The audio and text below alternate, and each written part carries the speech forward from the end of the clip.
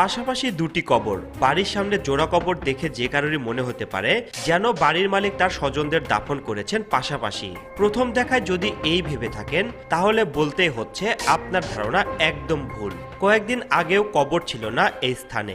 সকালে ঘুম থেকে উঠে যাতায়াতে রাস্তার উপর জোড়া কবর দেখে বিস্মিত হয় এলাকাবাসী। পাশাপাশি দুটি কবর তৈরি করলো কারা? স্থানীয় হাবিবুর রহমানের সঙ্গে দীর্ঘদিন ধরে বিরোধ আব্দুল রশিদের।